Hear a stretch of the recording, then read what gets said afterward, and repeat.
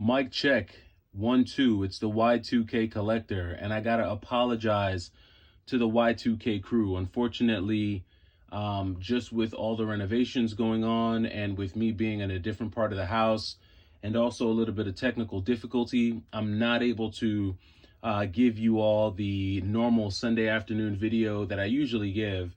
But I did want to make a video pretty much kind of conveying the response that I got from GameStop.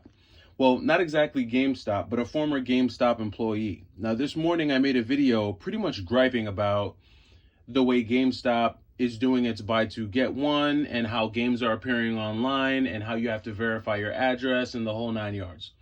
So a former employee by the name of Cornbread TTV actually responded to me, and I kind of wanted to share it. So he says, former employee here, everything online order-wise is fulfilled by the retail stores now, IIRC. I do not believe that anything is shipping from the warehouse to customers anymore other than some very rare exceptions. That's why you have to verify your address. They could easily ship from a store across the country for you, but it would not be economical for them to do so. As such, it will show unavailable for you. I do not think it has anything to do with resellers. GameStop is not going out of their way to play games with you, quote unquote. They want you to buy things from them.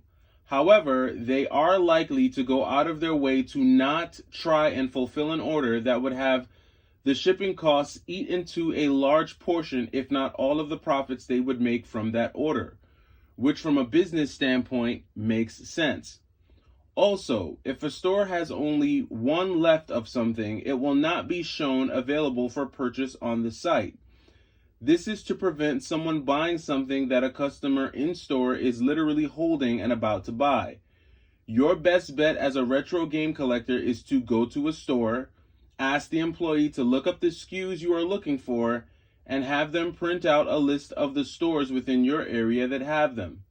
You can even get creative with the pre-owned return policy to leverage this deal, i.e., buy a few one-offs at some stores, go to another store that has a few more you want, return them, rebuy in sets of 3 to leverage the deal.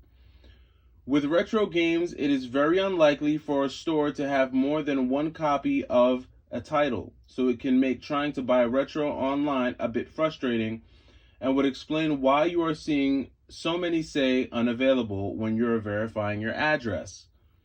Hope that gives you some insight into what you are hope that gives you some insight into why you are having this experience. Best of luck on your collecting. So first off, I want to say, Cornbread TTV, thank you for the response. Now I want to say, for the most part, I kind of feel where he's coming from with the second paragraph of his response, but I'm a little thrown by the first paragraph of his response with regards to GameStop and shipping items. And Cornbread, if you're watching, feel free to respond to this video as well. Now, from what I understand, and again, I could be wrong, I don't run a retro game store, I don't run a video game store, and I've definitely never worked at GameStop. But from what I understand, if I'm not mistaken, most game stores, including GameStop, make more money off of their retro video games than they would their brand new video games, because from what I understand, the margins are a lot thinner on new games. So that's part one of my statement. Part two is, I don't know if all of the new games that GameStop sells, because we all know GameStop has their GameStop new, meaning they'll sell you a game that's already been opened claiming it's new. So we already know they make up their own rules on new. I'd love to hear your thoughts on that, Cornbread. Please explain that one to me, because that one's still baffling. But be that as it may, where do they ship their new games from? Because I would think that it costs just as much postage-wise to mail a new game as it would a used game. So that's my second point there. Then the third point is, wouldn't a company as large as GameStop, which I'm imagining would mail a lot of things all the time, every day, have some type of corporate account with USPS or UPS or FedEx to kind of, like, aren't they doing this in such high volume that they're getting some sort of volume discount with their shipping? Or is it that each store individually has to pay for their own shipping as they ship each item? And if that is the case, that seems, I don't know, rather inefficient, especially if you're selling retro games. So I'm assuming, again, if you're selling retro video games, you would create the type of infrastructure needed to be able to ship a game to whoever buys it, regardless of where they are in the United States. Saying that having to ship a game across the country would eat in too much into their profit makes very little sense to me, because people do that all the time on Mercari and eBay. So I'm really kind of thrown off by that first one. Maybe you can explain that a little bit more to me. Maybe I'm slow, but I just don't understand how a company as large as GameStop would lose that much in profit by shipping an item across the country. I mean, I guess I could understand it if the game was like $6.99, but there are very few retro games on GameStop's website that are going for $6.99. I think the cheapest retro game that I've seen on their website is probably $9.99, and that's probably for like, I don't know, Mario and Duck Hunt or something like that. I saw a copy of Final Fight for the Super Nintendo, which was available yesterday. Of course, it was unavailable this morning, but that was $14.99. So even if they shipped Final Fight for $14.99 and they had to pay, what, $5 in shipping, I mean, people do that all the time. That's what sellers online do. And we're doing it at a much lower volume. So I'm assuming we're paying, like if you're just a seller of selling games online, you're paying premium.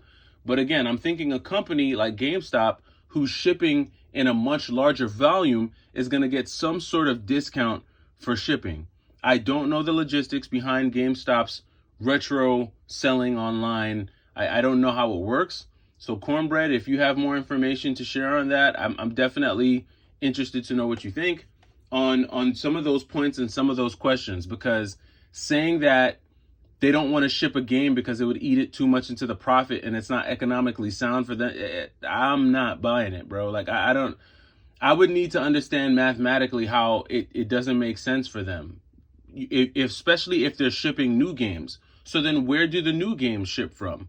If I buy a game from GameStop's website, are all of the new games coming from the warehouse? And again, even if they're all coming from the warehouse isn't close to everywhere, right? So somewhere has to be really far from that warehouse. So does it eat into GameStop's profits when they have to mail a new game to someone whose home is far away from their warehouse? I just need, and that first paragraph, Cornbread, of your response, again, I'm really not understanding a lot of what you're saying there. But as far as the second half, yeah, I mean, I don't know about going to GameStop, buying some games at one place and going to another place, returning them, and then rebuying them at another GameStop. Honestly, I see that becoming a recipe for just the employees at GameStop just giving you a hard time.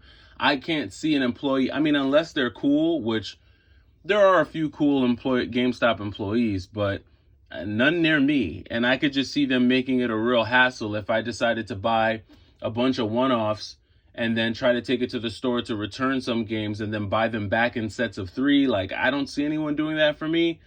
If anyone who watches the channel has been able to pull that type of a swindle at GameStop, let me know down in the comments.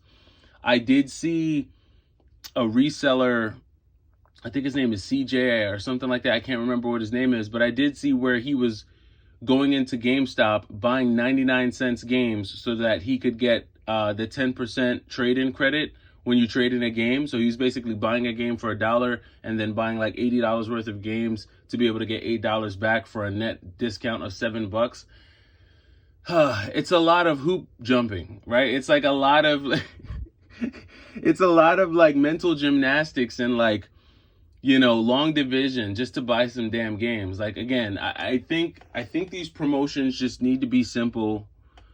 If you can ship a new game, you can ship a used game. I don't really know, like, if there's a different cost of shipping between new games and used games.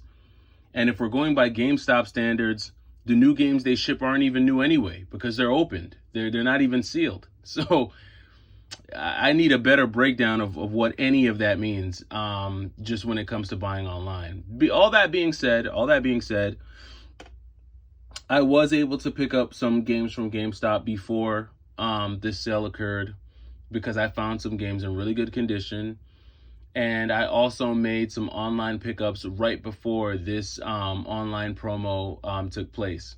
So I'll be able to share those with you when they come in the mail. Hopefully, I'll be able to share that with the crew. It's been a busy weekend. I feel really displaced right now. Again, if anyone who's watching the channel, if you've ever done a home renovation, you know how it can feel just being displaced, like you're not in your normal routine. And then especially with children, like my daughter, she's not used to being in the part of the house we're in now. So she literally thinks she's on vacation. Like she thinks she's staying in an Airbnb on vacation somewhere. And it's hilarious. But appreciate everyone who's been watching the channel. I looked up and it looks like we're a couple hundred away from touching 3K. Wow. Geez. Really appreciate the support. It's a community here. I just share my thoughts and opinions. And just try to get some feedback from you all. So thank you to everyone who comments. If you've watched my channel long enough, I don't respond in the comment section. I just don't. But I do typically make a video once per month, and that it's like an hour long, and it's purely dedicated to just responding to random comments. That's how I do it. It's the easiest way for me to do it, but it doesn't mean I don't check them. When I get a chance, I do read them. So definitely appreciate everyone who comments down below. And it's the Y2K Collector. Hopefully you enjoyed your Sunday, and hopefully maybe you can get a little Sunday night movie in maybe before the new week starts. And I will see you during the week. Maybe I'll put out a formal video tomorrow. Maybe I can gather some things together and make that happen for you all. But until then, enjoy the rest of your night. It's the Y2K Collector. Take it easy. Oh, and Cornbread, holler at me. Let me know what you think about those points. Take it easy.